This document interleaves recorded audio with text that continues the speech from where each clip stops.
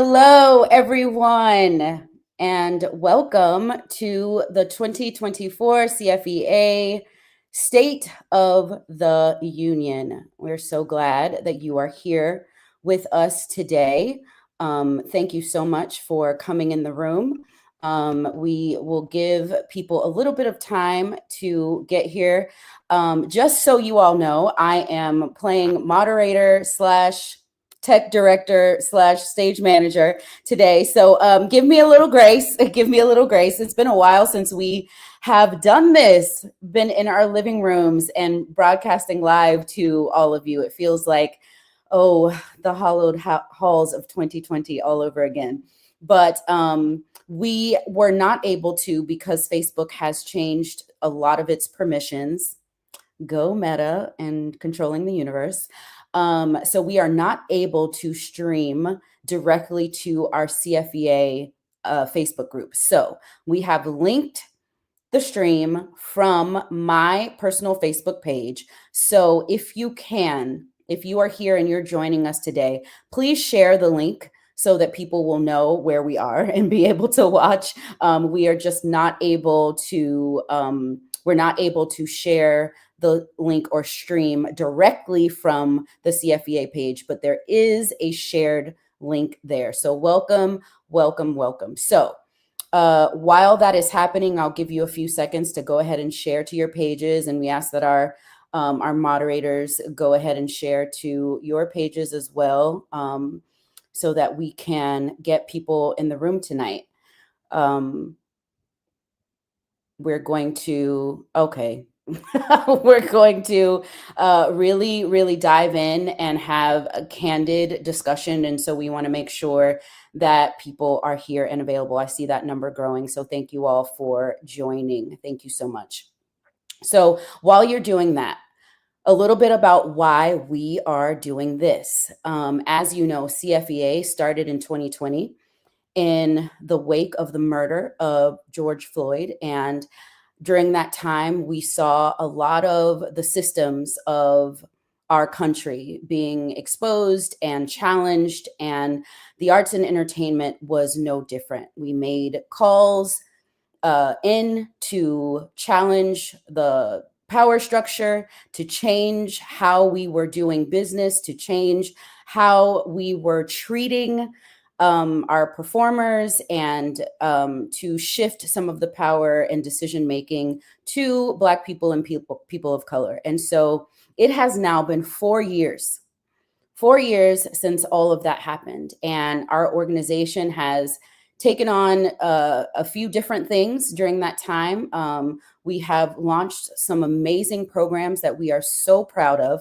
programs that are geared towards providing opportunities and training for Black industry professionals, and also to, again, call in the decision makers and power holders in our industry. And we're very proud of that work. But we want to dig a little deeper tonight and find out from that time, what have we accomplished? What have we done? What has happened since 2020, since we all marched and raised our fists and made promises and pledges and vowed to do things in a different way? So we want to talk about what has happened, good and bad. And we also want to talk about where we are now. Where have we landed? And then we want to dive into, what do we do now? Where do we go from here? How can we do better? So this, joining me today, I'm going to have 4 members of CFEA here with us, leaders in the community, in both theater and theme park and entertainment gig and you name it. But we want you in the room too. So please join the comment section, write to us, ask questions, join in, and I will, since I'm moderating, I will keep my eye on the comments and make sure that I am able to read your comments and get that to be a part of the discussion. But first up with us, we have, adding to the stage, look up, Roberta Emerson. Hi, can we hear you? Hello, hello. Oh, can you hear me? Yep, Yeah. we can. We can. Thank you so much for joining us. This one goes without actually, everyone joining here today needs no introduction, but just a small recap of what she does in this community. She works for Orlando Shakes, also UCF, and a plethora of other organizations here in the community. And we are so honored to have her as a part of CFEA. In all of these years, she joined us after our first forum, and we've been fighting the good fight of faith together. Right. In the trenches, good and bad, and it's an honor to have her here with us Thank today. you. And Thank you. also adding to the stage, Joshian Morales. You can unmute yourself, Joshian. Joshian is also an amazing leader in the community. He is known for working at both Universal and Disney. And he's taking on some new things that I won't let the cat out of the bag because that's not my business. But if he wants to tell you, he can tell you today. But just a leader, and also has his own casting company, Kelsey Morales Company, that is really making a mark and making sure that casting is done equitably and fairly for people of color. So we are excited to have you here today. Thank you for having me. And Io Demps is here with us as well. Io, again, consummate leader, different parts of the community, directing, performing, directing at where right now? I'm currently with muted. Am I muted? No, you're there. You're there. Currently with Central Florida Vocal Arts. Central Florida Vocal Arts. Today. Yes, and has done amazing productions for Theater West End as well. So thank you so much for joining us today. It was important for us to have varied voices as a part of this conversation. So thank you for being here. So y'all, here we are. And we get to dive in. So I don't see any questions yet from the gallery, but let's just start with, what have we noticed in our community that has changed? We'll start there. What have we noticed that has changed since 2020, when all of this started and we were calling for some things to change? We want to talk about stuff that changed and then changed back, or Right. How candid?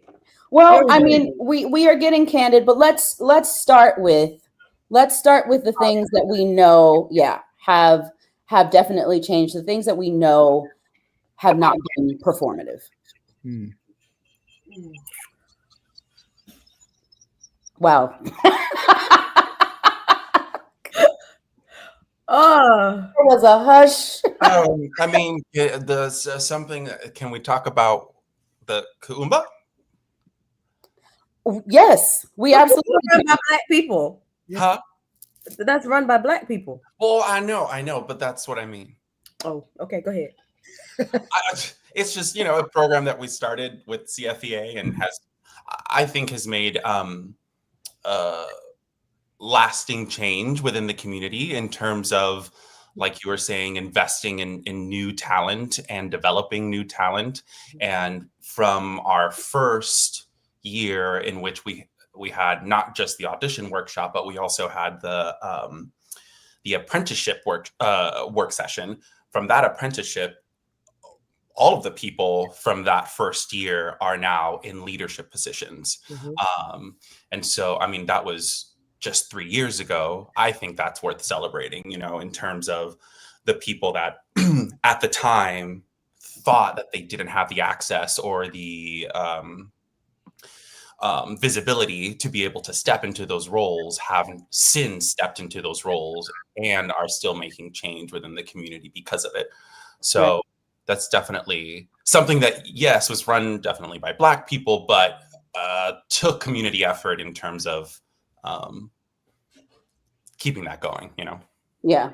And that's real. When we talk about the power shift, that is something that takes community effort, because it takes the people who are in place right now to join forces with us to make that change happen. And so I think Kuumba is a great example of that, because in order to have access to these spaces, they had to sign up.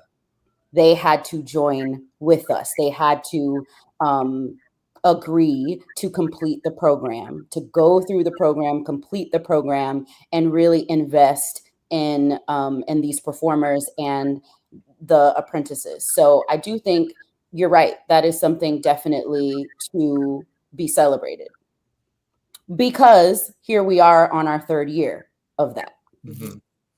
So yeah, that's. I mean, I think, all jokes aside, I think there's definitely been little pockets of some wonderful things shown throughout the Central Florida area.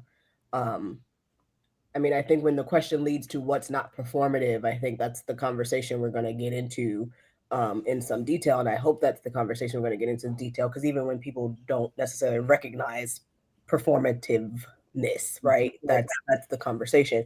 I do think there has been some strides and some pockets of things that have been like, this is great. How do we keep this momentum going? I know, not to be a walking ad, but I do know that some of the work that we're doing at Shakes has been a long time coming. And, not always the easiest conversations, but we are definitely putting some groundwork into to shift some things and really change some cultures and some attitudes. So, and like you said, that takes a community effort and the people who are already in position. So I am grateful to, like my artistic director there, for allowing affinity nights and a lot of the culture changes that we've seen at that organization. There have been pockets, right? And Right. I think we can all acknowledge there has been intention, a lot of the culture changes that we've seen at that organization. There has been intention, a lot of the culture changes that we've seen. Repeating myself? Is that a lot of the changes that we've seen at that organization? That's weird. I don't know what's happening. Hold, please. That we've seen. Repeating User error. Please hold. Ooh, Okay, talk now. I'm scared. That was weird. Yeah, that was weird. Okay. Is it better? I think so. Yeah. Okay, perfect. Great. I'll hop on that and I'll add, at least with the varying leaderships that I've worked with theatrically, there's been a more openness to have conversations and be held accountable for things. Mm-hmm. Especially conversations revolving around traumatic experiences that I've had at other theaters, or traumatic experiences that actors have had. There's a desire to seek out feedback so that those things don't continue to occur. Right. So that has been a shift that I've seen in multiple companies that I do things at, that I really enjoy, because it speaks of intention. It speaks of long-term projected growth and change within the cultures of those companies. And especially, I think, where a lot of times in the past, white leadership has just sort of done the bull in the china shop thing, just done whatever they wanted to do and knocked everything over and worried about it later. I think there's now a stop and think about what we're going to do before we do it. And there's a lot of, let's ask questions about the possible fallout before it happens. That makes sense? Mm-hmm. Yeah. It does. I want to ask, are we willing to share the names of the places that we feel like this change has happened? I think that's important. My experience with Central Florida Vocal Arts has been transformative for me, in that the leadership came to me in trustworthy capacities and was honest about situations that they've had with past directors and said, let's talk about this. And so Teresa Smith-Levin specifically was very open about, we want our company to grow. We want our company to be a safe space for performers. We want to have these tough conversations. And I said, okay. And so we did, and we had a really great process working together. And I think a great start to a long-term relationship there. Orlando Shakes, right? But you know, again, Orlando Shakes, period. I sit on the DEI committee for Orlando Shakes, and there's so much good work happening there. And I'm working currently with, you know, or have worked recently and currently and continuing to evolve a working relationship with Theater West End. I think there's a grasp to do it right, coming out of that space. Obviously, all of these places have a long way to go, but these are the people who are making the intentional efforts to continue to reach out. So we've said CFC Arts, Central Florida Vocal Arts, Central Florida Vocal Arts, Theater West End, Orlando Shakes. I also want to highlight Florida Theatrical Association. We are in a time where DEI is a curse word right now. And to the point where people who have been in DEI positions, even globally, are losing their jobs. We are in a state where our governor does not want to have any semblance of DEI anywhere. So organizations that are prioritizing DEI in a time where they don't have to, in a time where you know, it's just not popular to do so, I think that is super important. And so I want to highlight FTA because they sought out DEI training. And they were actually the first organization to take CFEA DEI solutions. And it was such an incredible experience because they came in with their blinders. They came in with their preconceived notions and misconceptions, and we worked through all of it. And on the other side of it was great, not just performative, like, you know, oh, now our organization is going to release this statement. Not that kind of change, but heart change. I saw hearts change through this training. So I think that is also important to note. And so in saying that, we've named 4 organizations.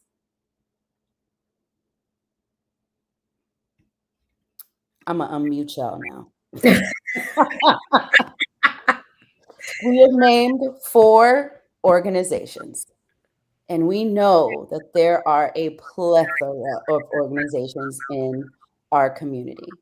And so I think that bears a pause, because we have to ask, where are we now?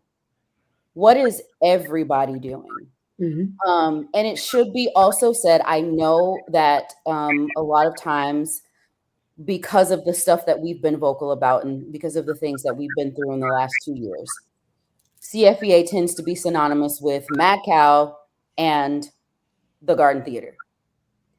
But trust me when I tell you, that is not the end of the story.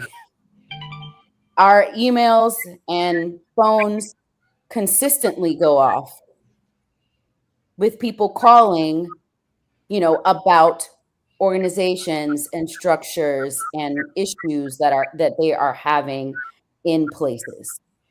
And we can't even possibly, you know, with the 1, 2, 3, 4 people we have, we can't even possibly begin to address all of that. And so that's why I think it's important to have this conversation so that we, you know, we really, really take the rose-colored glasses off, because we tend to, again, performatively pat ourselves on the back because we hired a Black person, or we've got 2 Black shows in our season, and there are structurally things still very, very out of place and essentially, you know, inequitable and harmful to even the people of color who are in that space. So with that being said, Where are we now? Tired. Tired. I think we're in a place where we have to recognize that there was a lot of statements put on a lot of doors, and then people just went about their business. I think there was a sincere effort when there was nothing else to do, right? And then it's real easy to fall back into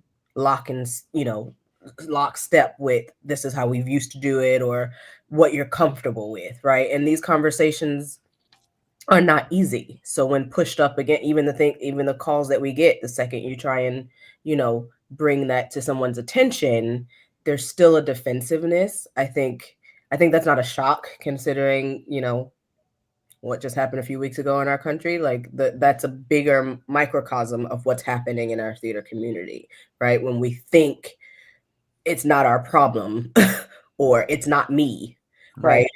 We think, but I'm one of the good ones. Let me show you I'm one of the good ones.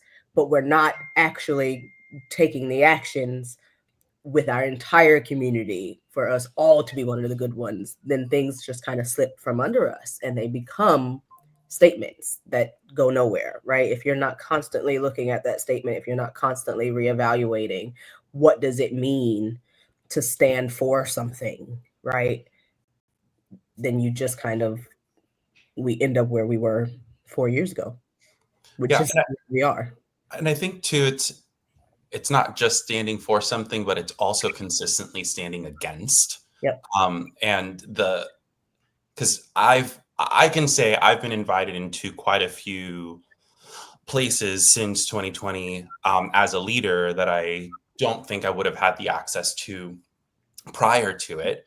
But again, those moments are pockets, and even in those pockets, there are blind spots, and uphill climbs that you have to, work against. So there, I've seen work specifically as a performer in the past few years. I've seen listening happen, and I've seen change because of that listening from the performers, something that would have been unheard of pre-COVID, pre-2020. In terms of taking direct feedback from cast and making that the impetus for change or for adjustment.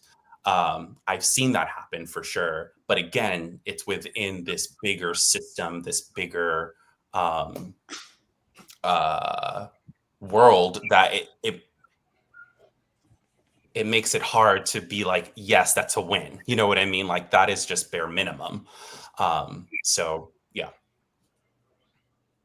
So you mentioned blind spots. Let's talk about those. What are some of the blind spots that we see now? One of the blind spots that I've noticed is still the propensity to take everything through the lens of that person's lived experience. So where I'll offer a piece of advice and say, well, maybe we shouldn't do that because they'll say, well, think of it this way. And I say, okay, well, you're thinking about it as a 36-year-old blonde white woman, as opposed to any of the other communities out here that would incur trauma from this particular situation. Or on the other side of that, okay, you're thinking of it from a budgetary standpoint or a financial standpoint, as opposed to what does this really do other than make you money or bring in a new audience? Mm-hmm. What does it do for the community? What does it do for the people you're asking to do the work? It only benefits you right now. How does it benefit everyone? And I'll scream this to the rafters. That goes back to intention versus impact. You can have the best of it. That's a blind spot. Intention is a blind spot. When people can say my intentions were good or my intentions are to help or my intentions are you've already blinded yourself, right? Because if you don't take that next step and go, but how does this impact the people that I am intending to help or to support or to represent, right? If you don't take that extra step, then it can become a blind spot no matter how good your intentions are. Mm-hmm. Right. And if it doesn't impact anybody on anything except for a monetary level, that's I would say that's negative impact. Mhm. Which is why it is so important. You know, we've been screaming this. We've been screaming this until we are literally blue in the face. This is why it is so important in this day not to have all white anything. Yeah. Like I was about to say leadership, but like literally nothing. Anything. Nothing. Because you cannot really conduct progress and change when you have only one worldview represented. Correct. Well, So- and that is white, black, gay, straight, Latina. Like you shouldn't have. there should be an assortment of everyone making Correct. decisions. Because diverse voices, the amplification of diverse voices is only going to add to the progress of your organization. And when you don't have that, you are only representing, like I said, one worldview, and you are only catering to people who share that worldview. So if you bring anyone into the space, be it a performer, another leader, patrons who come from a different worldview, you are literally excluding them Right. with what you're presenting. And that does a disservice not only to them, but also to you. Because you're not presenting the product that you think you are. So I can just say from my perspective, my heart breaks. And then a few other things happen. But every time I see the posting of an all-white creative team or the posting of an all-white cast or a tokenized cast with Or one black person. Or a posting of a cast of Little Shop with all white urchins. Mm. Mm. That happened here not too long ago. It did. It did. Mm-hmm. Wow. I'm just, you know, so when we see these things, it is a huge blind spot and a red flag. And to me, it is an indication that we have not learned. Because those things are literally the basics. When we talk about DEI, and not that I ever want anyone to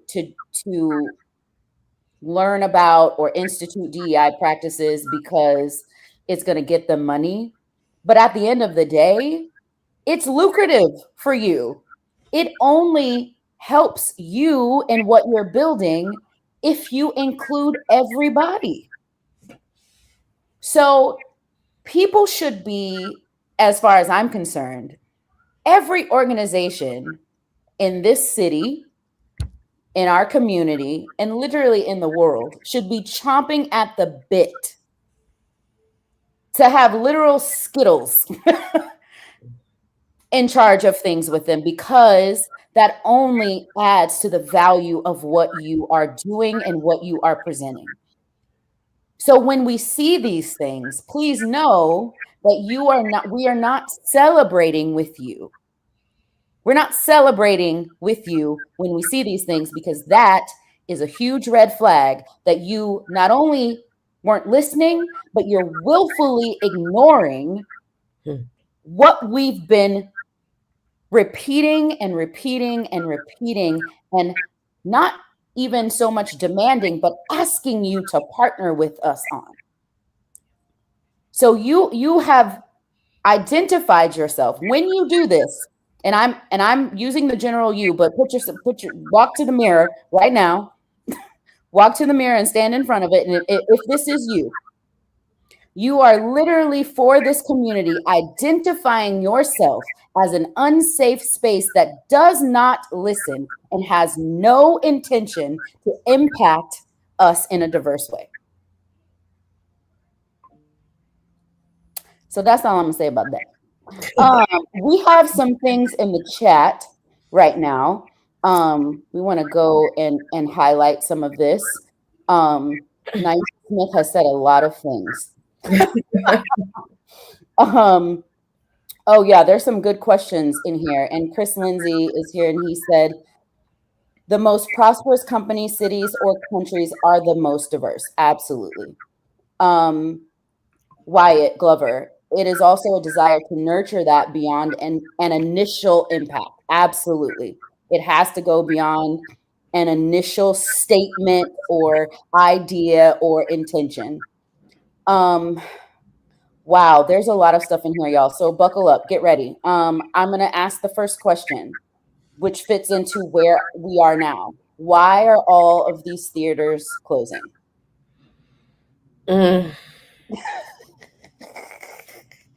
Not the deep. Because I don't think that answer is easy. This is happening all over the world. This is not even just Central Florida. So let's put that out there. I think theaters are very much still struggling in terms of audience capacity and coming back after COVID. I have other personal thoughts about, reaching out to audiences, which may come up later in this conversation, but I do think that is accurate and true. In terms of Central Florida, we have a governor who is governing in ways, and that has impacted a lot of us financially. So I do think there's, that answer is larger than simply all these theaters are closing. I think theater is resilient and it will outlast this. I think people again need to get over some of these blind spots, both in the diversity conversation and in the how we reach certain communities conversation, because I don't think we have done a great job as an industry really leaving this is how we're so used to doing it, because this is a new audience. This is a new post-COVID is a new audience, it's a new group of people, it's a new type of person to get into live theater. So there has to be a new reach to that person, and Right. it's gonna take theaters really tapping into that. Anybody else want to respond to that? Yeah, no, I agree. I think it's very layered. The reason why, and it's all of the things we said plus a lot more in terms of the reasoning behind it. But yeah, and I think there are some finance questions in here, so I think that is a large part of what we are facing. But again, you only do yourself a service when you include everyone, because then you're getting money from everybody's pockets. Mm-hmm. So when budgets are cut, when funding is cut, which shouldn't be, absolutely 100%, that is absolutely wrong. But when those things happen and you're only catering to a certain stream of revenue, then of course that's going to affect you. Correct. Of course that's going to affect you. And I don't know about anybody else, but I'm going to just go ahead and say that as of 2022, I decided I was not going to patronize anything where I did not see myself represented.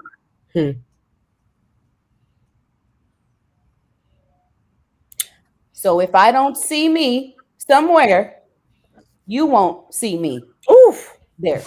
That's going on a t-shirt. And it's a lot of pieces of me. If you ain't got one of them, right. Come on. One? All the identities I represent. You ain't got one? Nope. Yeah. That was good.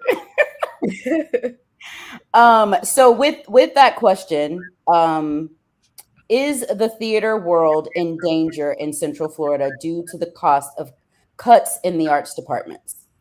Are we in Molly, are we in danger, girl? Yeah. I think, again, layered. I think, like Roberta said, theater's resilient.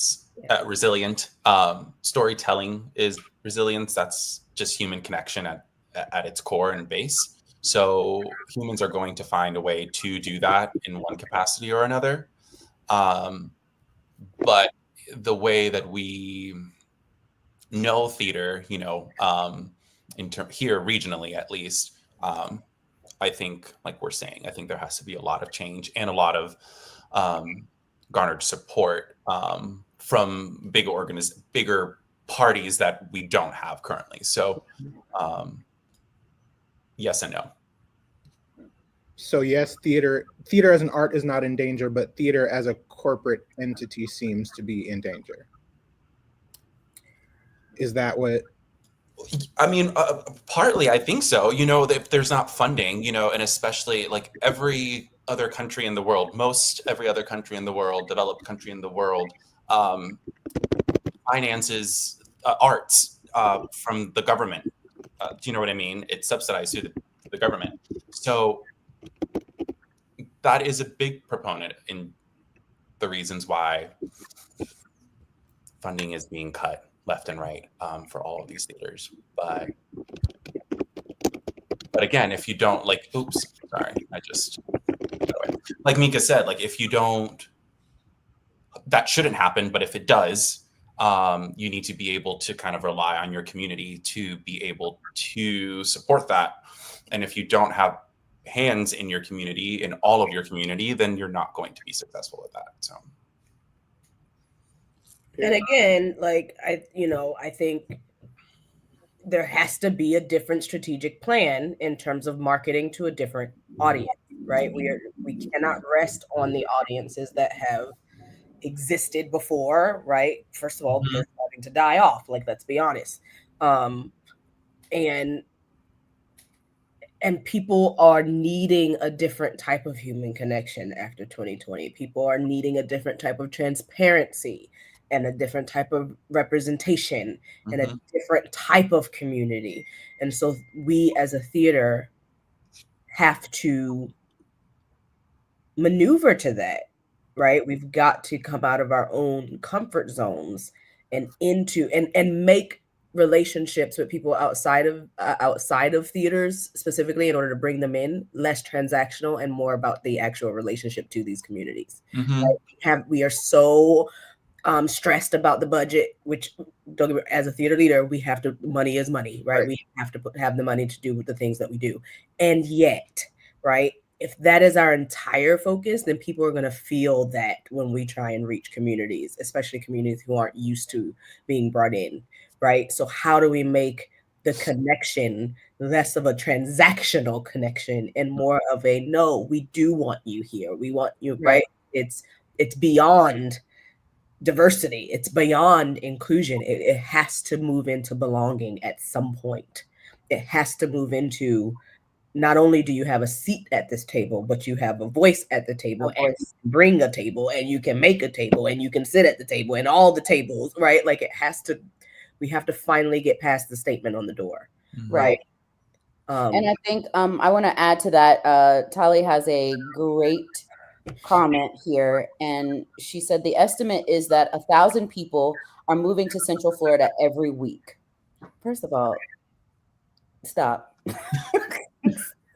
Too much traffic, but reaching full capacity, no room at the end. Reaching this new audience, specifically diverse communities, needs marketing that is intentional and strategic.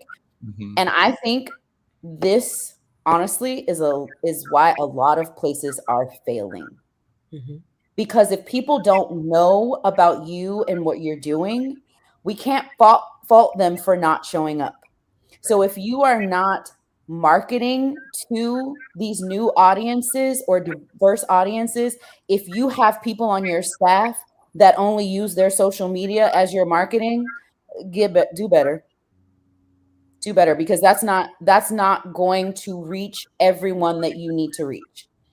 So I think theater as a whole, all the way up to Broadway, has literally been crippled by marketing. And we have to understand that there have to be, especially now, more creative strategies. There has to be. Y'all remember when people used to pack out movie theaters? Who's going to movie theaters anymore? Depends on the movie. Correct. But most of the time, what are we doing? We're waiting for it to come on Netflix. Correct. But guess what? Guess who's going to be in there watching Wicked? Because this marketing has been in our faces everywhere we turn. At every level. At every level. So you have to get creative. And I agree with Roberta that the interactions have to be less transactional. they have to say more than, I want you to come spend your money here. It has to be, I want you to come and have an experience here. I want you to come and make connections here. I want you to come. This is why I really love theaters that have themed nights, like affinity nights, where you can come and actually be a part of something in addition to going to the show. Mhm. This is why talkbacks are important, because you have to get people involved in a way that goes beyond the stage. And I don't even look at that as gimmick, because it's gathering community. And if theater is not community, then what is it? If art, and I don't want to just isolate it to theater, because we have so many art forms represented. We've got visual arts, we've got entertainment gig, we've got theme park. And now theme park is a whole nother thing, because they don't need the type of marketing that we're talking about. People are going to go to Disney and people are going to go to Universal. So that's not even an issue. But how do we get diverse voices behind the table at those places? But I mean, I think, yes, they don't need that. But I think something that California parks, specifically Disneyland, does very well is they cater to their community, the specific community. And so they very often put up offerings that are specifically for the Mexican community. There's a lot of there's the Coco show. There's a lot of that, a lot of those types of offerings that are specifically tailored to that community. And while they don't need to, they're different infrastructure, so they might need to, just because of they're not sort of the Disney World world destination, but they still cater to that and their regular, world destination type of guests. So while I don't think that they need it, I think that in order, again, like we were saying, to create community and to have reach in all of the community, I think that goes a long way in terms of offerings that are daily operational, things that are there every single day. Yeah, I agree with that. I definitely agree with that. And we experienced that during 2021 when Universal had the Universal City Tones there. Mhm. And, this was a group of Black people doing Motown and contemporary pop music with our soulful vantage. And I'm gonna date myself and nobody talk about it, because be quiet, but I've been at Universal since 2000, and I'd never seen a third party bring in those types of numbers for people watching, especially Black people stopping to watch and enjoy. And that meant so much for them to see themselves represented in, like you said, a daily ops. Yeah. So you're right. That's important. That's important. I think People they're want to starting, see themselves. I think they're starting to pay a little bit of attention over here though too, because I'm not even part of the Latina community, and one of the best things that I've seen is the Encanto show. And watching that happen, and all of the people cast in that, and the community that's created every time that show happens, I think there's really something there that can't be denied, that there is a need for welcoming within these different communities, a learning about these different communities, a desire to see these communities represented and flourish within the scope of the parks. Mm-hmm.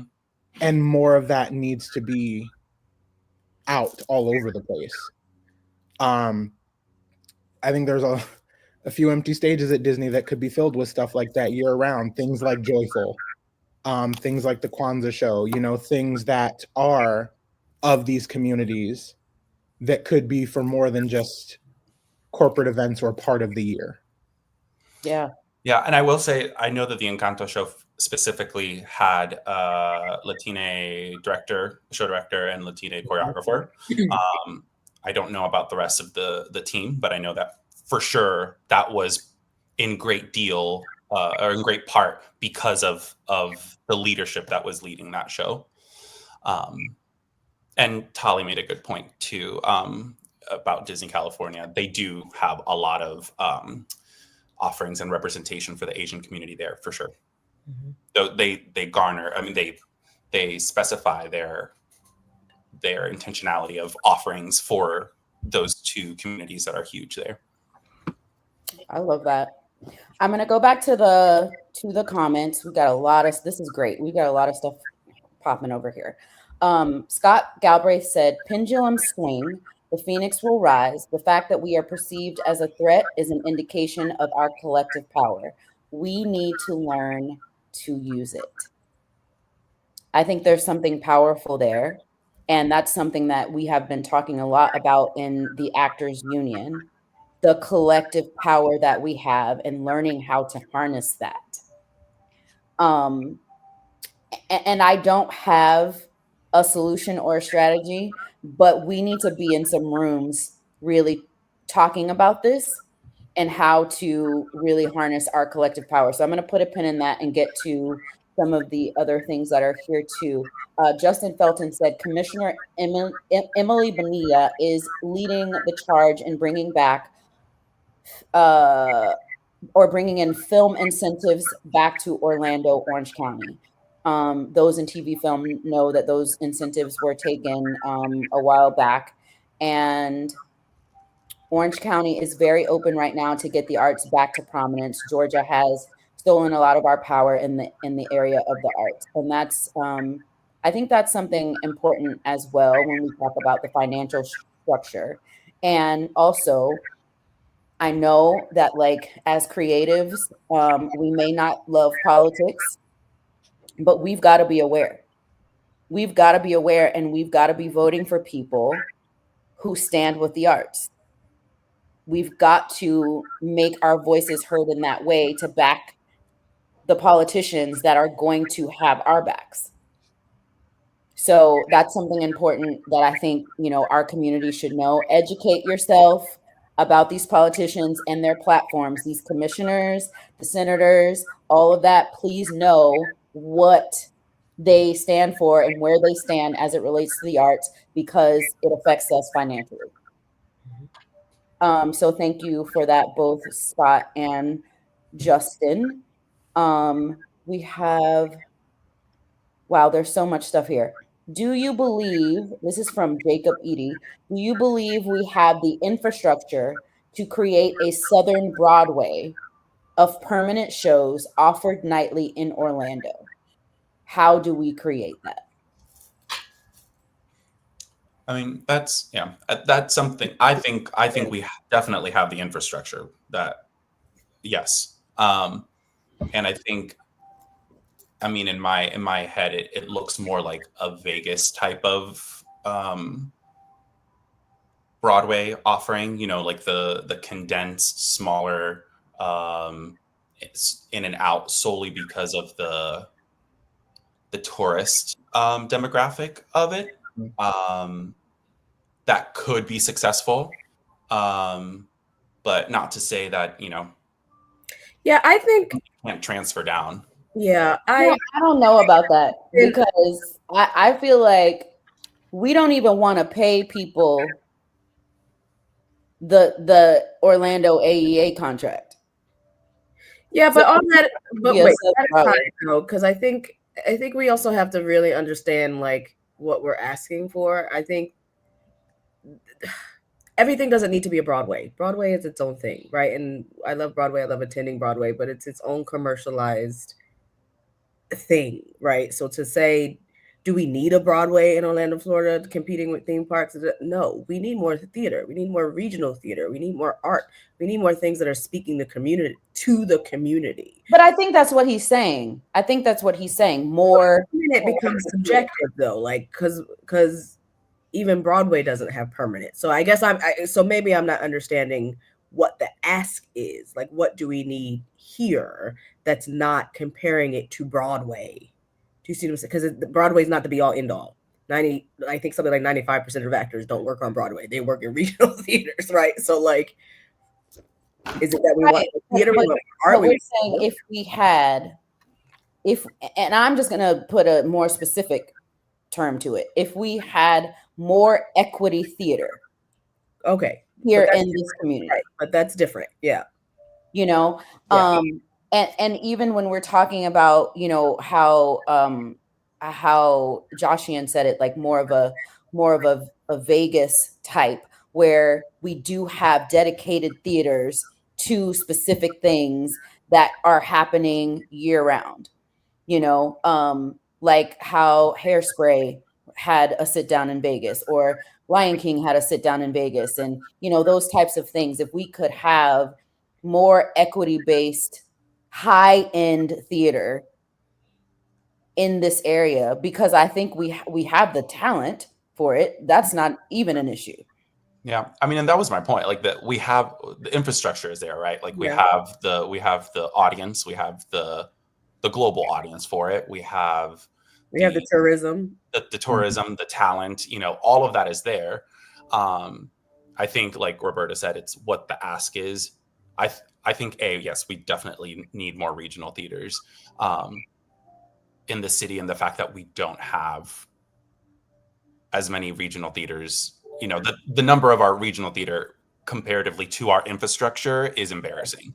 right? So But let's start there before we move. Right.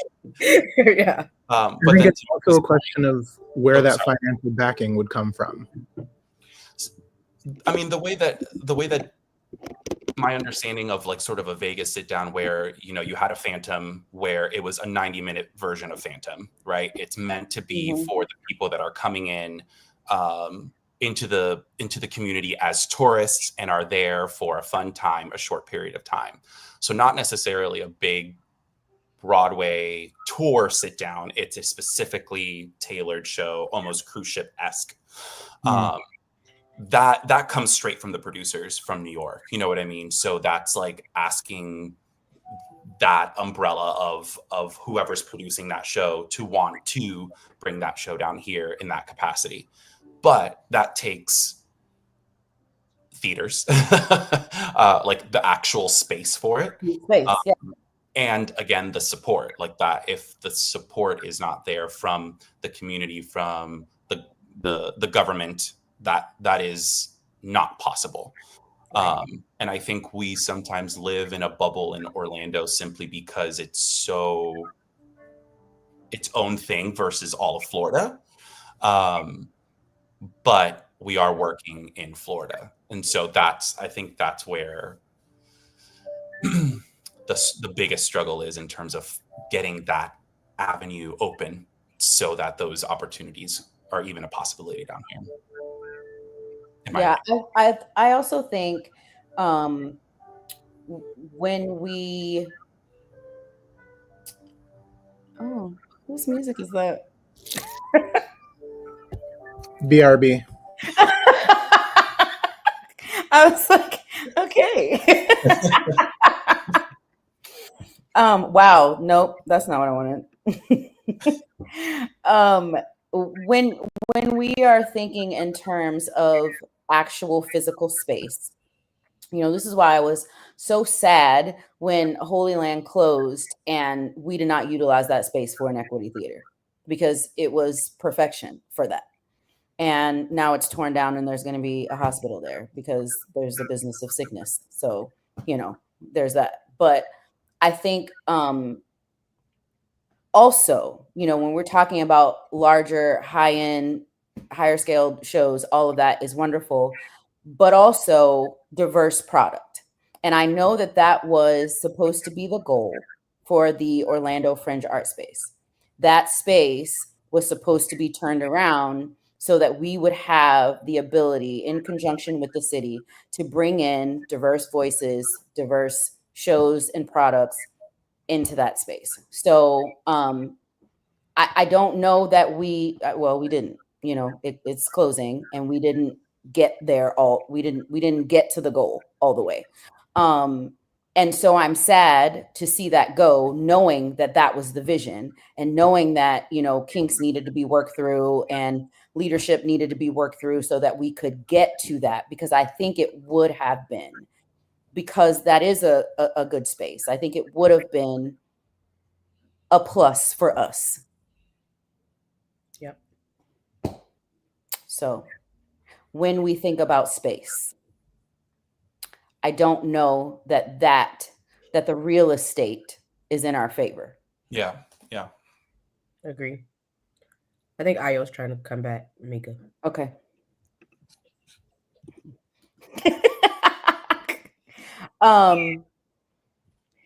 So there are more things in the comments, and I have a little ticker down there saying, please read the comments, because I know we're not going to get to all of this. Chris Lindsay said, please join the Black Caucus, and he's here if you have questions. I'm trying to look and see if there are some more questions, but I'm finding them.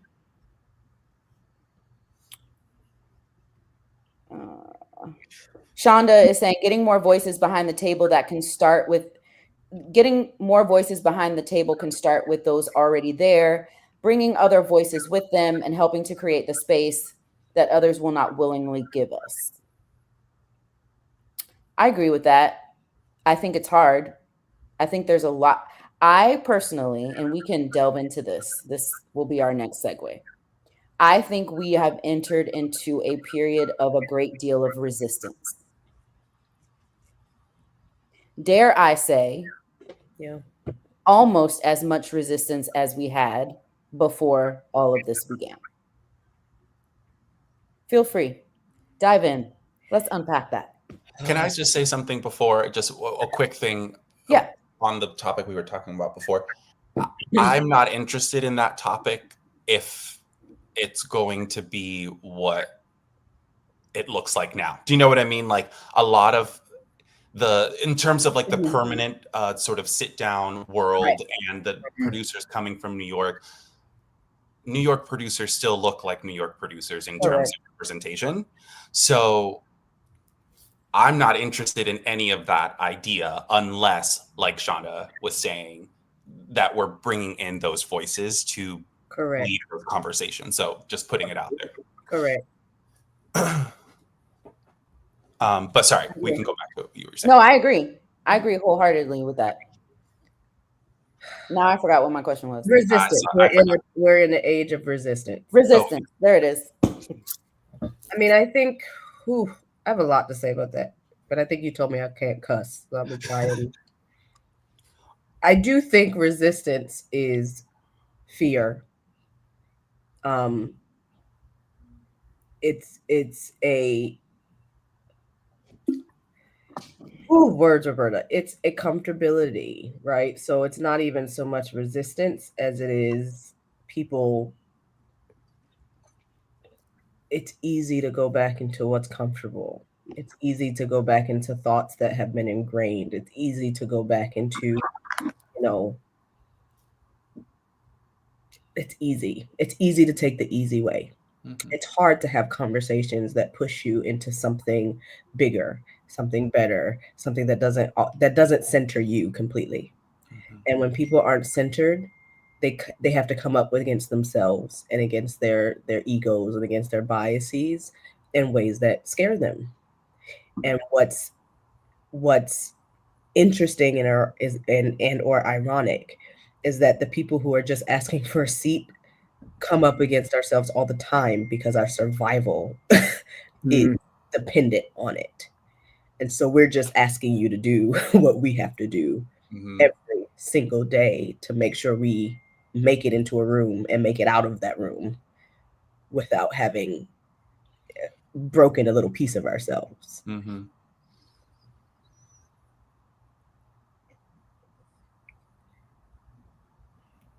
That's what I can say without.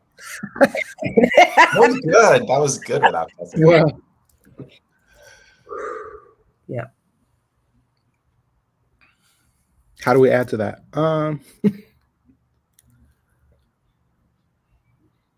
I mean, I agree. I think, I mean, if I'm adding anything, I think a lot of, like we said before, there have been pockets of change. There have been pockets of movement forward, There have been things that are worth celebrating. I think more often than not. But again, they're pockets, and because those conversations then live, or those celebrations, or those spaces live in silos, then you celebrate the thing, and it's in that silo, so it feels like, wow, we did it, great job, Correct. and then there's no follow through. There's no next steps for how do we repeat that, how do we build that, how do we continue that. Can I add a little bit too, because what you're saying is so beautiful. I love you, Joshi. And also, like, let's have the harder conversation here really quick. We like to talk about diversity. We like to talk about inclusion. We like to talk, well, the resistance is the fact that we don't want to have the other side of the conversation of inclusion. And what I mean by that is, come on. Yes, people get a seat at the table. But if what you're bringing to the table is harmful, you also need to be excluded from the table. So there is exclusion in inclusion.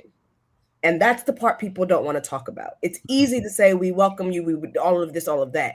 But then when it comes to, but that you welcome is harmful to this community of people that you've brought in. At some point, we also have to say, we don't accept that. Yeah. If I bring Jewish people to the conversation, I can't also bring a Nazi. If I bring Black people to the conversation, I can't bring the racists with them. If I bring gay LGBTQ people, I can't bring homophobic love. I can't. We have to be able to get to the part of where we're talking about inclusion. We talk about the other side. And now we're up against the other side. And the people that you've brought in are going, but how do you protect us at this table if you still include that? If you don't speak up for that, That's if good. you say that has to go, that's that's where the resistance is. And that's where people are going, wait a minute, you can't tell me I belong here, but I gotta sit and survive while I'm here.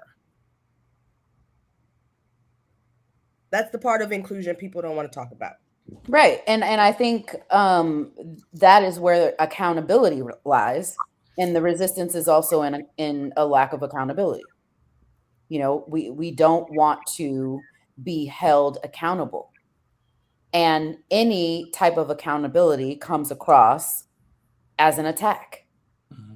We don't want to be challenged. We don't want, if we are very realistic, because I will be so honest.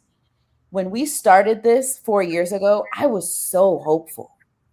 I was like, this is going to be easy because, Central Florida is not like that. Central Florida is not.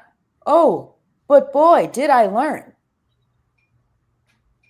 As a result of having a seat at some of these tables and learning how people actually think, who they actually are, and the things that they actually say. Yep. And the resistance to being held accountable is strong. There's defensiveness, there's victimization, there's resorting to feeling attacked and saying anybody who is standing up for a change is somebody trying to attack them, or, and it's so prevalent, and we face this a lot. Obviously, Roberta and I know the inner workings of this. We face this a lot in this community. And I didn't expect that, because I expected that everybody wanted change on the same level. I expected that we all were about to be on the same page and digging in and working to see how we could change. But I think, yes, the resistance is a huge lack of accountability, but it is also the desire to hold and keep power. Well, because one of the things I would like to talk about is the humility paradox. So where people of color, queer people, anybody who has been strategically undervalued is asked to come into a space from a place of humility. And that humility does not often come from the opposite side. They're not, they don't want to be held accountable because, like you said, one of the underpinnings of supremacy is this belief in white mediocrity, and that is the pinnacle. And we can't acknowledge that. We can't tear that down without being a problem, without being an issue, without being an attacker.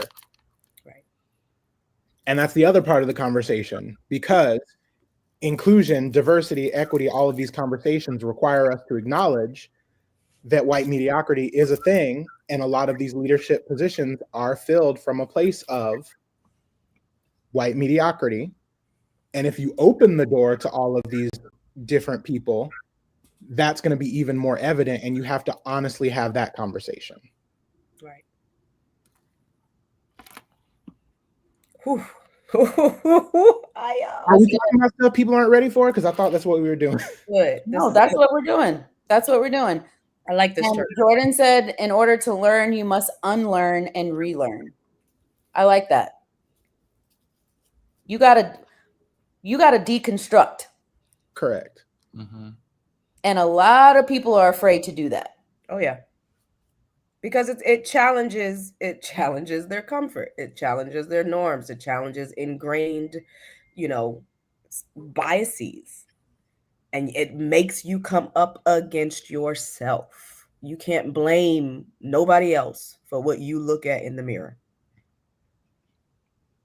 And then we are a problem because we had to learn all of those biases and nuances to survive. And now that we're pointing those out, it's an issue.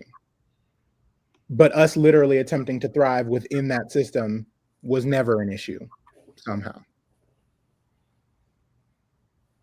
The comments are getting lit. Mm-hmm.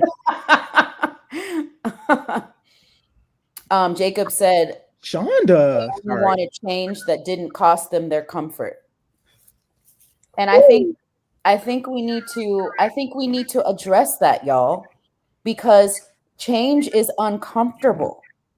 Change is not pretty and wrapped up in a bow. It doesn't come with a party and a bunch of accolades. It's the unpopular move most of the time. It is literally the road less traveled all of the time. Correct. So when we are talking about change, and when we are saying, and I challenge the power holders in our community, I hope some of you are on here listening today, or that word will get to you. When we are talking about change, we have to be willing to get dirty and get in the trenches and even get our feelings hurt sometimes. You got to be willing to have some tough skin and take some correction, get some accountability, and say, how can I do better? And that goes back to the humility that we're talking about. And that's not to exalt the person bringing the challenge over you. It's just saying, here is an area where I see there's a blind spot, or we can help you. And then the response should always be, let's work through this. Let's figure out how we can make things different. Not, well, no, because I wasn't meaning and I didn't. No, it doesn't. None of that matters. None of that matters. We are not questioning you and whether you're a good person, but your response shows whether you're a good person. So we really need to look at what change actually costs, what it looks like, what it feels like, what it sounds like. And we need to deconstruct all of our preconceived notions of what we want it to be and what we think it is. Because 9 times out of 10, it's not going to be in your favor. And we've got to be willing to lay down pride, to lay down egos, and to even put some money behind it. You say you want change, well, you got to open up your pocketbooks, your purses, your bank accounts, and you got to put your money where your mouth is. We know this stuff doesn't happen overnight, but it also doesn't happen without some level and some degree of uncomfortability. I'm done. Thanks. I think Colin makes a good point in their comment. Do you want to read it, or do you want me to read it? Go ahead. He said, unfortunately, that resistance often comes from the people with the money and the influence, which is why those people aren't asked to leave.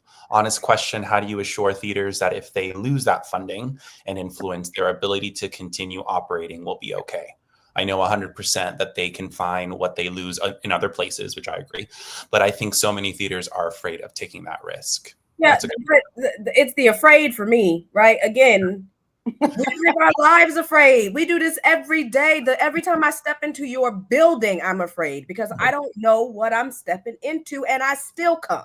So at a certain point, the risk is the risk. And here's the reality. And maybe I'm just tired. Let me be honest with that. I've done this a long time. I'm tired, right? So I get what Colin is saying, and it's very true. Theaters are afraid of that. But the other side is they've also been shown that people will come when they feel protected. We set it up here. We said it earlier today. You're not going to see me if I don't see me, right? And so if I'm looking at your theater and you're still protecting the people who are harming me, you ain't gonna get my coins either. So imagine how many coins you missing out because we keep looking and going, but why you got him sitting next to me in this chair still? Why is this person still here? Right? And then not communicating with those different communities in a way that, again, is less transactional, more related. Like all of these things get put together. So at a certain point, it's like, I can't reassure you if you don't take the step. Right. I can't, I'm go from walk by faith, not by sight, but you still got to walk. Correct. Right? The believer coming out, right? You still got to walk. It don't say stand in faith, not by sight. It don't say be still in faith, not by sight. You can believe whatever you want to believe, but the point is you still got to move. Risk is only risk when you don't take it. After you take it, it may be everything you need. Sorry. Because I get the question. I'm sorry. That question also frustrates me because honestly, every show you choose is a risk. You know what I mean? Every season you put together, every season you put together is a risk. Every night the show goes on is a risk. People might get sick. You might have to show down. Like everything is a risk if you think of everything as a risk. So I don't understand the thought process that is, let's completely avoid doing the right thing and being accountable and having integrity. Because it's a risk. Because it's a risk. Like, I understand the mechanics of the question, but at the heart of the question, it's still like, let's be real. It is too risky for you to pursue doing the correct thing than it is for you to just keep doing, Mika said I can't cuss, you keep doing the wrong thing and being financially viable continuously, and not even being financially viable continuously. Right. Not Kermit over here typing. We can hear you. The funny part is that we texted you earlier to mute when you were typing. Right. The other thing that I wanted to say, question mark, was one of the things Roberta always says is ticket revenue is not the be all end all of every theater. And I know grants and such are a pain in the butt right now, but okay, you might have to take a loss because some of these specific people that we're all very upset about right now might stop coming. Okay, bye. The offset might be other people that need to be in these spaces, seeing these stories, telling these stories, might show up now.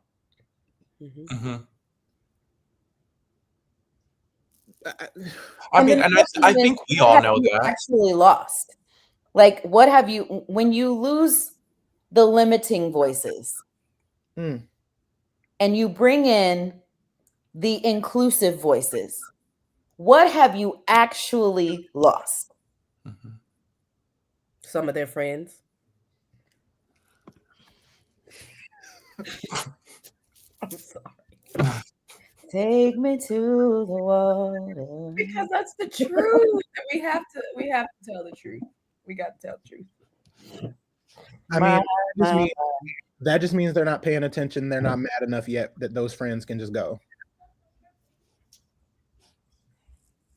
It means they haven't specifically been attacked hard enough yet in their particular identities. Particular identity, exactly. And they're sitting in their privilege and saying, oh, let's just continue what we've been doing.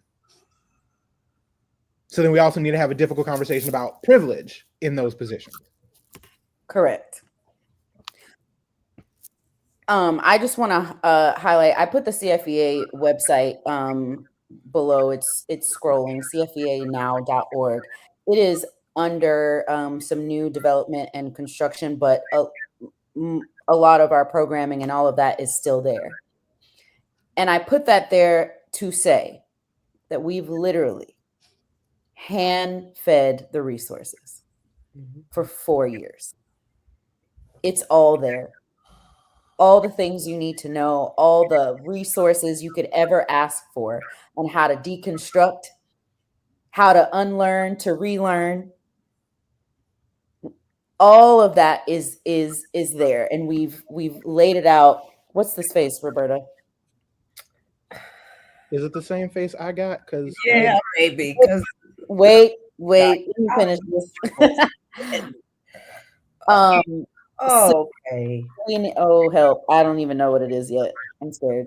before we resources are there for everyone. We made a point to have that available so that we could be a catalyst for that change. So it is more than consistently a slap in the face when this resistance is encountered, because it's literally at this point a willful ignorance. So I'm putting the site there. And Kiana said, call on Jesus first. I don't even know what is happening. Before I want to talk to Scott for a second. I just want to talk. But before we get there, I want to honor Shonda's comment, because Shonda, you're not wrong.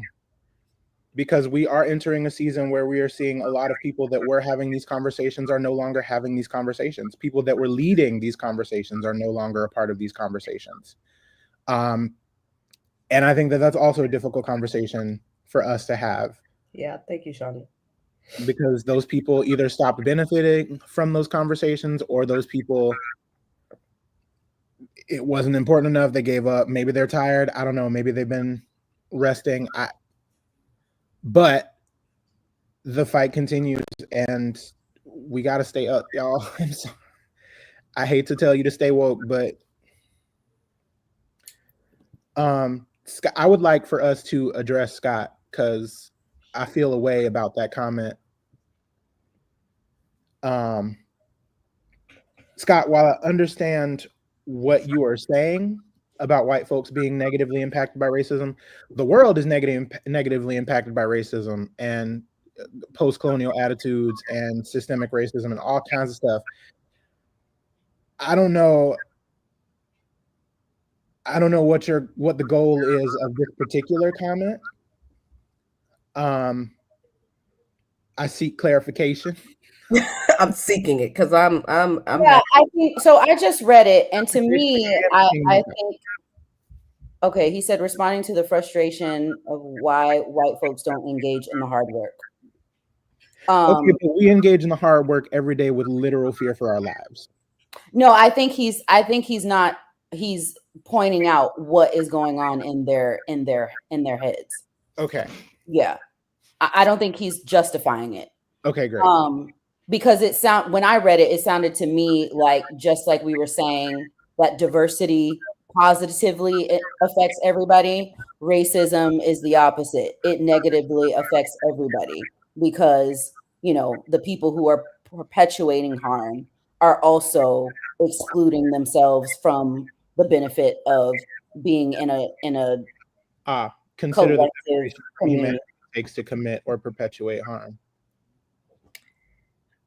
But I Jesus.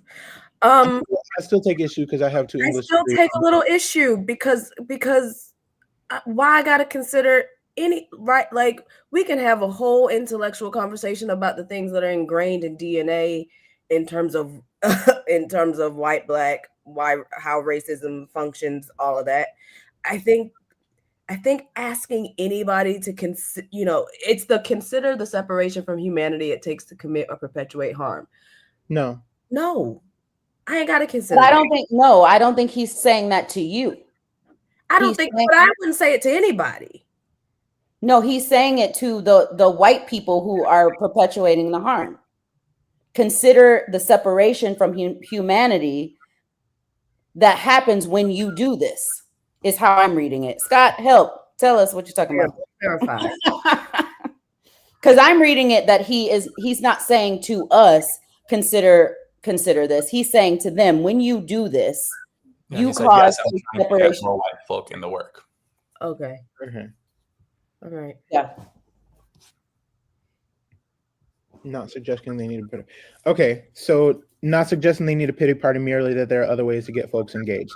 So then my curiosity becomes, other than us as Black people, because I'm sure we've all had this conversation, specifically word for word saying, basically, okay, y'all heard. All right.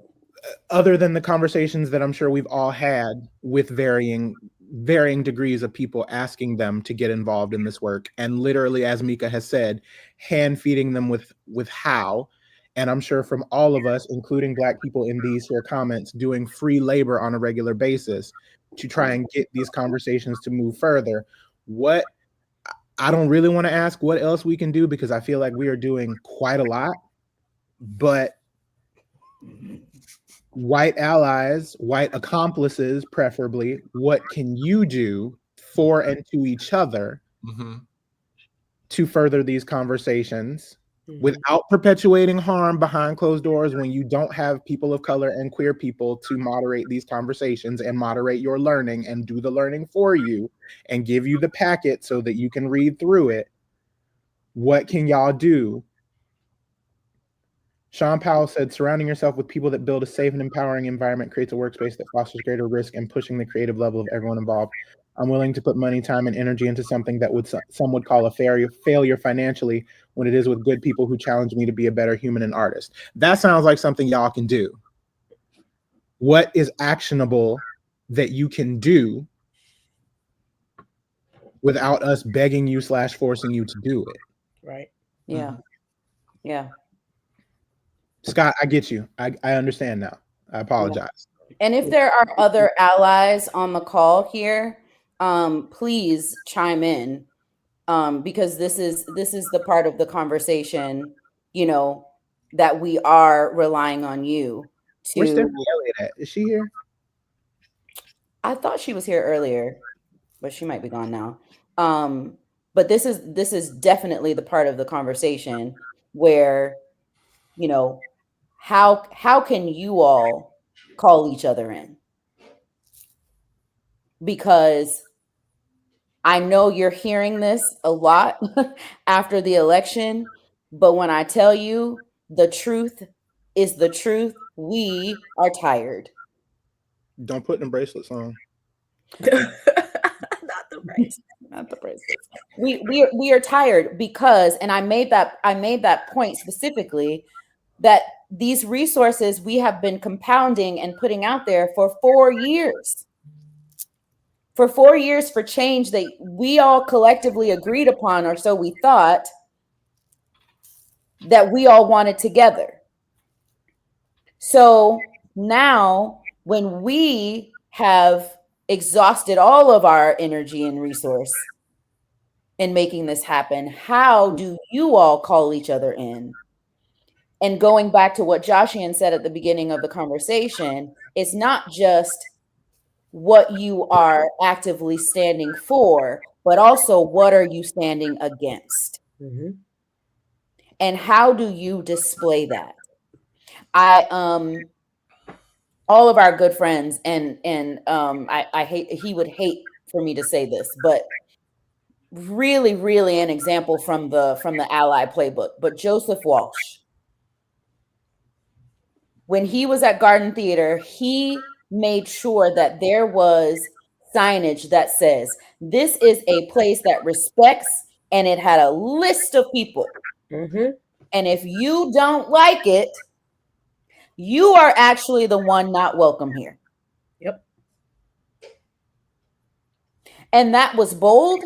That took risk. That made a lot of people mad. A lot of people, man.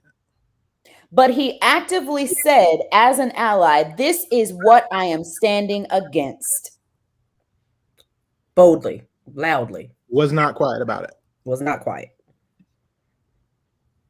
So, I think we have to start thinking about ways. I know everybody, and this is another thing. I've been shouting about this to the unions.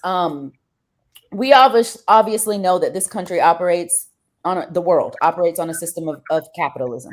Capitalism is steeped in white supremacy, and it functions and thrives off of the oppression of a group of people, i.e., the people that work for the people that are benefiting the other group of people.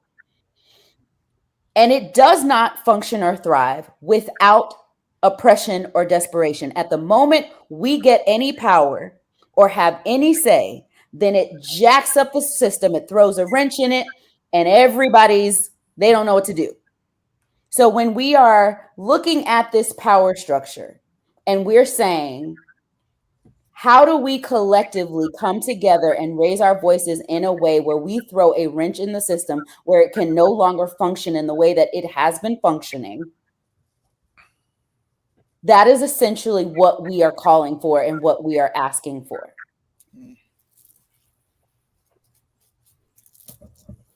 And it takes, yes, risk and boldness. And I know that, okay, my point, I kind of lost my point there, but my point in saying that is that we are afraid, because this system is created to have us in a place of desperation. We are afraid to rock the boat because we all need jobs. Mm-hmm. We all need jobs. And if I say this, then I may not have my job. Or if I do this, then I may not have my job. So why would I stand up for you when it could put me in jeopardy? This is where we lose our power. When you start thinking so individually that fear keeps you silent to the change that we know is going to make everything better, then they've won. If you cannot in a workplace see something that is wrong and raise your voice and say, I saw this happen to my coworker. I saw you treat this person differently than this person. I saw it happen and it was wrong and I'm going to challenge it. If the fear of the capitalist structure has you bound and has you gagged, then we will never win. Yep. Mm-hmm. I would like to also acknowledge the contingent of people within the cause, or that should be within the cause, who utilize us rocking the boat to their advantage, to secure jobs, to secure roles, to secure positions, because that's not helping either.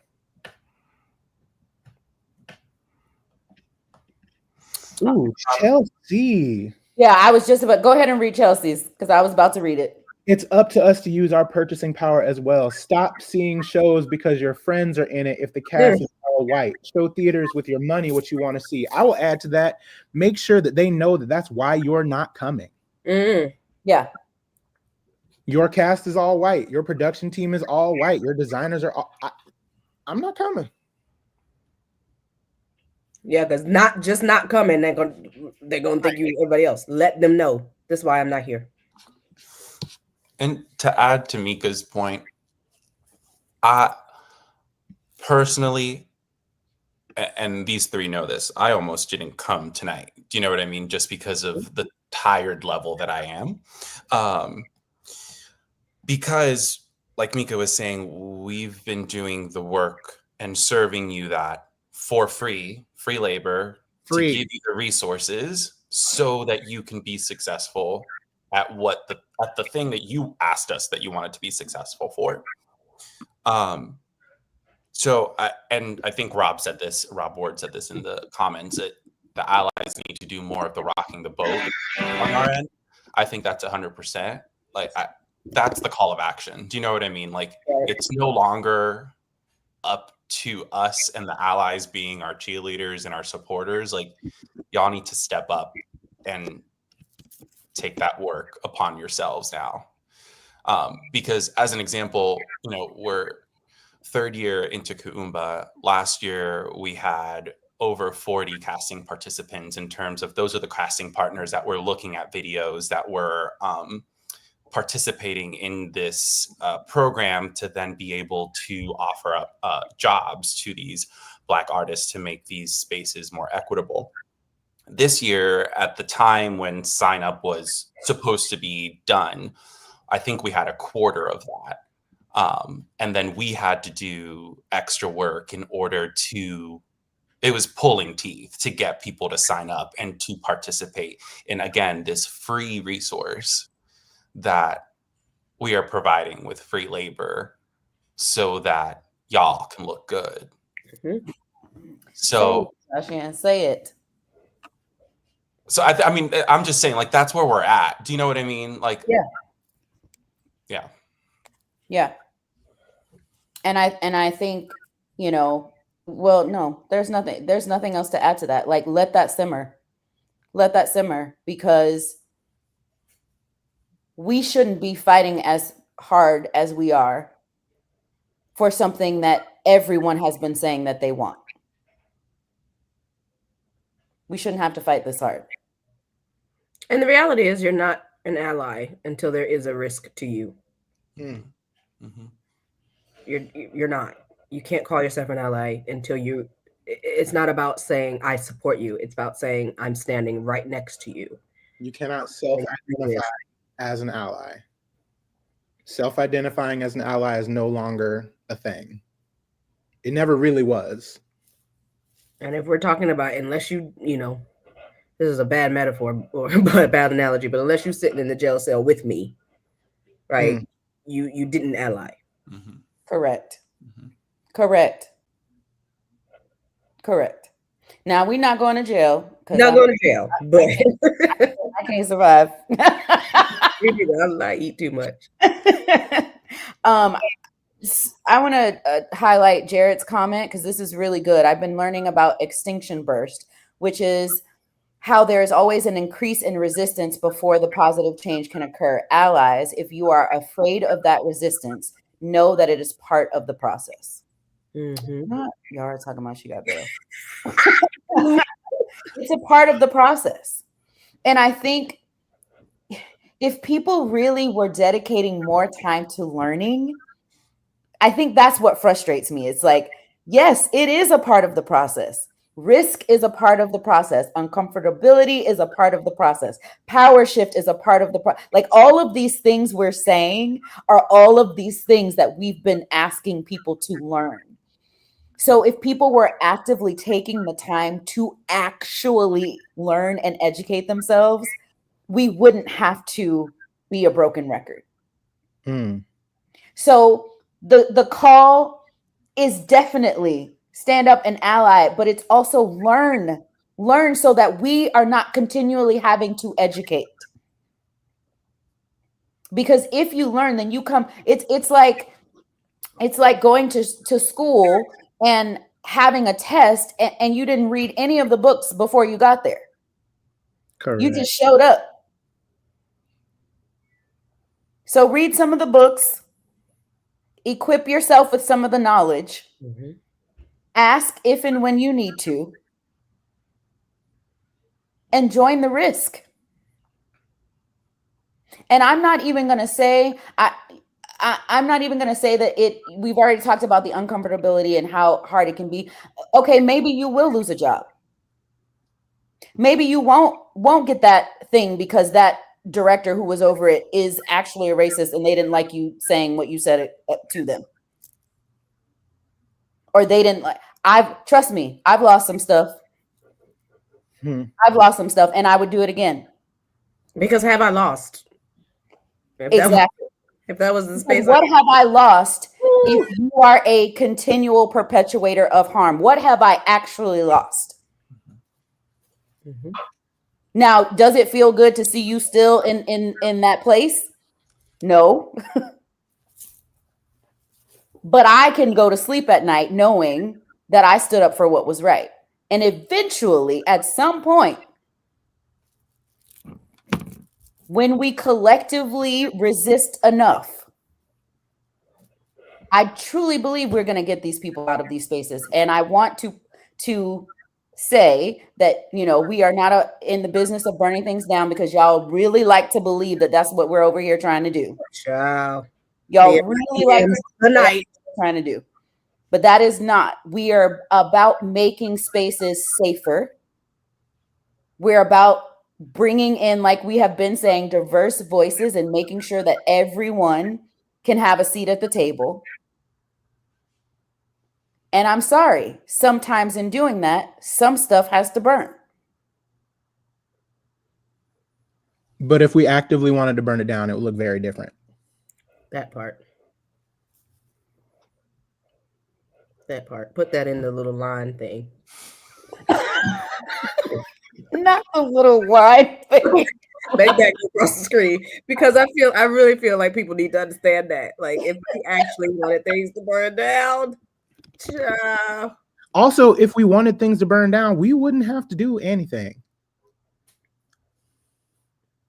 We're putting a lot of work to keep things from burning down, and nothing has burned down. Do you know what I mean? Like they've imploded, but not because of anything we've done. Do you know what I mean? Like, come on, Joshian. I'm sorry. Boy, I couldn't get off of mute fast enough. Say that again. They've imploded. Joshian, Put that in the ticker. listen, I'm over here TikToking. I don't know. It's about y'all. That was good to me. Joshian. Nothing has burned down. Just well, I have not been monitoring the comments. My God. Nothing has burned down. They have imploded. That's a t-shirt. Yes. That's a t-shirt. I'm happier not to work for raises, and yes, nothing has burned down. That's good. That's good. Wow. That was it's past 8. My filters. Yeah, that's good. Well, y'all, we've been here for an hour and 40 minutes, and I think, you know, we obviously could go on. We obviously could go on, but I think we are at a place where we have some very active solutions and calls to action, which is great. You know, the call to our allies is very important. It's very important. And the call for collective solidarity is extremely important. And that involves all of us, every group. So we need to assess what that looks like in this community and how we stand well for each other. Because it's only in that solidarity do we resist well to shift the power structure. We have to have that solidarity. And I think I'm glad we did this, because, you know, we have been working in a silo, so to speak, you know, or in silos in our respective places and respective areas of this. But this is a call for the collective at this point. We've got to remind people that we're here and that we are still working and we're still challenging and we're still calling for this. We haven't gone anywhere.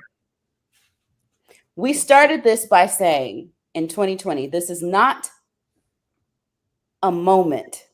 This is a movement. And those words still 4 years later ring very true. This was not about a moment. This was not about the black squares on your Facebook profile. This was not about an MTDEI statement on your website.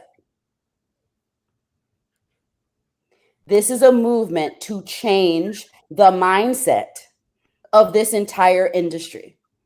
A movement to change the entire way that this functions.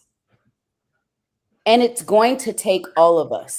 It cannot be these 4 people It cannot be these 4 people. It has to be all of us.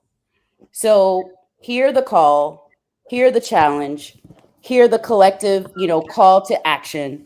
If you want to reach out to us and find out how you can be a part and how you can help, please do.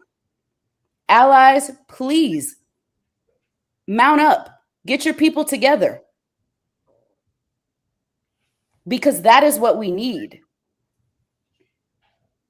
Anybody have any closing words? No, I do want to point out, Keith, thank you for doing this. Is the video going to be up to watch what's been missed? Yes. It will stay on the CFEA page. The stream will stay on the CFEA page, and it will also be loaded to our YouTube page.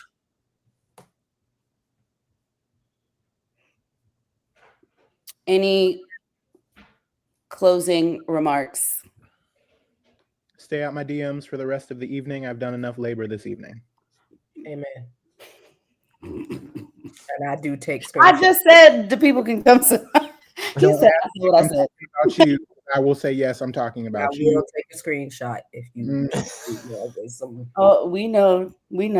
Okay, we know.